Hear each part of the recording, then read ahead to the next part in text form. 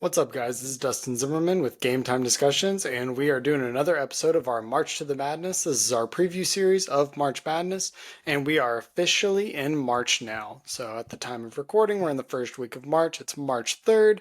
I'm super excited because that means all the tournament and madness and upsets are only a few weeks away.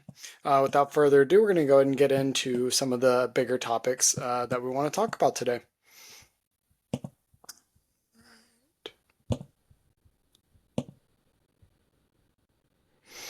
All right. So, our bubble watch.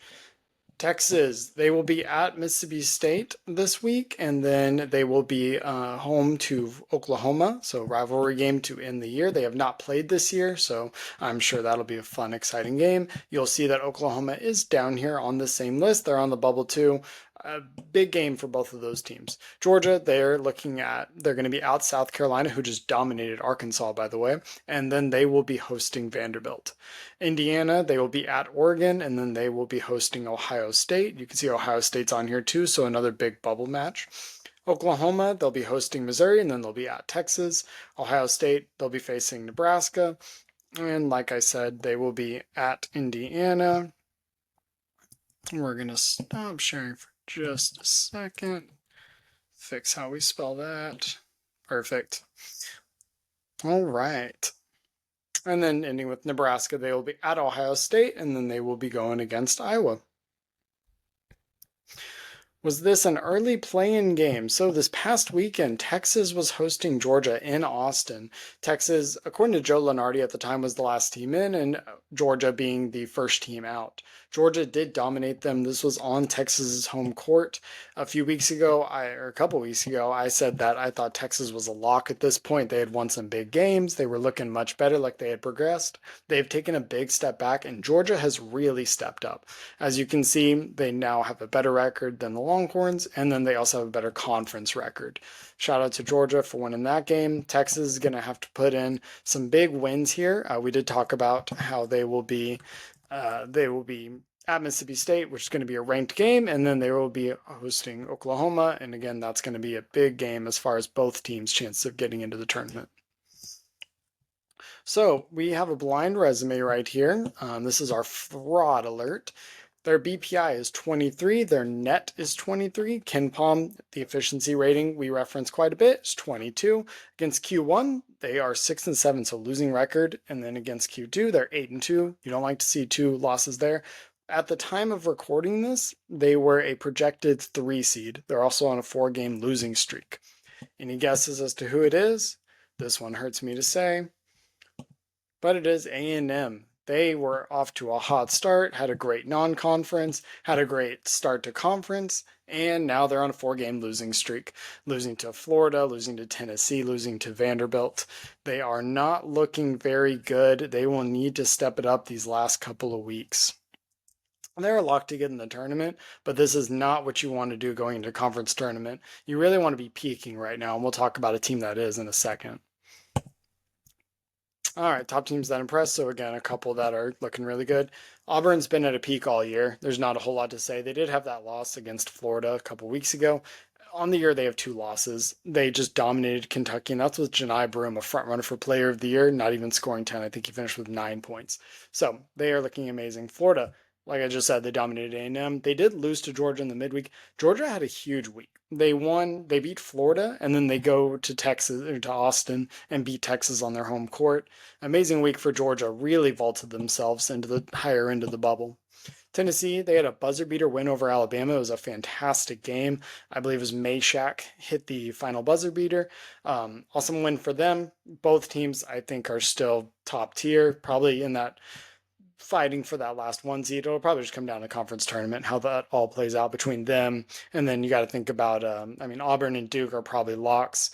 Last one, yeah, Florida, Tennessee, Bama will be fighting for those last 2 spots. Texas Tech, they had their second ever win at Fog at Allen Fieldhouse at Kansas. So that was awesome. We've talked about them a few times, and JT Toppin, really good player. Awesome for them. Scariest mid-major. So this is a team that's their net is 60, their BPI is 80, but they are 27-3, and their three losses are by a combined 13 points. They have wins over Miami, Kansas State, and Vanderbilt, and we've talked about Vanderbilt having a few upsets this year.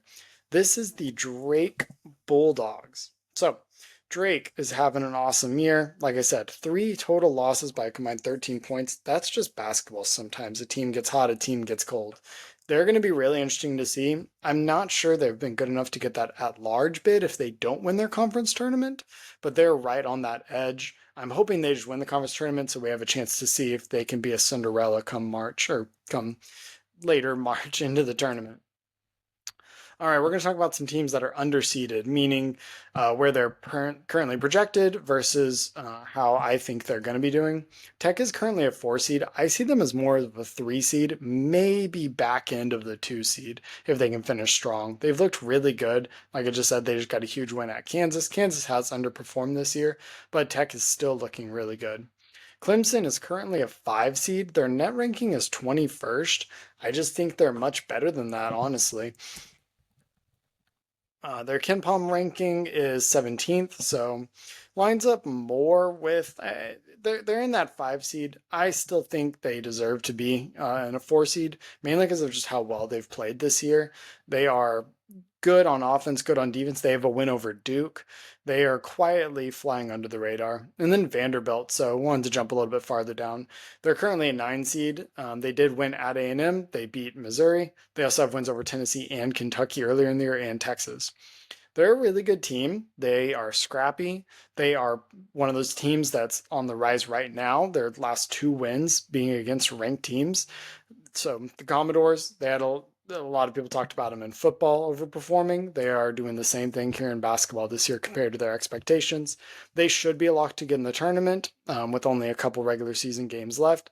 I don't think they need to win a conference tournament game to get in, so they'll be a fun, exciting team to watch. Overseeded, Wisconsin. They're currently a 2 seed. They're 10th in KenPom. They're 31st in defense. They're a fun team. I just don't personally think they're going to make it that far. I don't like the expectation of them as a 2 seed, thinking that they would be able to make it into the Elite Eight, for instance. A&M, they're currently a 3 seed. Like I said, they are really on a downfall right now. I just don't see them earning that 3 seed. I mean, they'll probably get the 3 seed, maybe a 4 seed. I just don't see them performing. They're one of those teams that I would not be surprised if there was a 14-3 upset or a 13-4 upset. Michigan, they're currently a 4 seed. On KenPom, they're 29th. They just beat Rutgers, who's had a really disappointing year with two probably top 15 draft picks, and Ace Bailey and Dylan Harper. They had to win on a buzzer beater. I'm not impressed by them. Although Dusty May has turned that team around because they were really bad last year. So he's done a really good job. I think they found their guy for the long-term coaching there. All right, we like to talk about our teams that are top tier. Again, you kind of have to be in this top 25 of KenPom offense and defense. Ideally, I mean, I think the statistics like if you're in the top 20 of offense and 50 in defense has won like 13 of the last 14 tournaments. Regardless, we're going to look at the ones that we think are the very top tier. Duke, they're first overall now. Auburn is second overall on KenPom. Houston's third. Florida's fourth. Iowa State has still been doing very well. I just don't think they're consistent enough. I do like TJ Otzenberger. I want to see what they'll do in the Big 12 tournament since they will have to go up against teams like Houston and Tech more than likely. Same with Arizona, our next team on here. Again, flew under the radar. They have Caleb Love, so they have senior leadership. Same with Clemson. They've also gone way under the radar, top 25 in both. I'm interested to see how these teams do. I would love to see Clemson play Duke in the ACC tournament championship. That would be an awesome game. North Florida. So this is a fun one. You may have never even heard of North Florida, but they started their season with a win at South Carolina. So, a school you may have never heard of goes to South Carolina, wins on their home court. They won their next game against a smaller school, their third game of the year. They win at Georgia Tech. So they win two against on the road against Power 4, Power 5, however you want to look at it, schools, both respectable, having down years, both of them, but still, these are teams that are expected to beat North Florida by 30. So you're thinking, wow, great start to the year. They probably dominated their conference. Well, they just played their first conference tournament game and lost by, what's that, 21. So really sad what happened to them. They had a really fun start to the year. I told my friends they were playing, I think it was Georgia, and I told them to live bet the spread on it, and they ended up covering because they had had such a hot start. And then they go and really falter throughout the rest of the year and to end the year. So that is our presentation. As always, thank y'all for joining us. Please leave comments, questions if you want me to look at any sort of resume, any teams, how you think or if you want to ask how I think a team's going to do. We're coming up on conference tournaments, so if you want predictions on that, anything like that, please leave down in the comments section. Thank you all very much for joining me today, and I will see you all next time.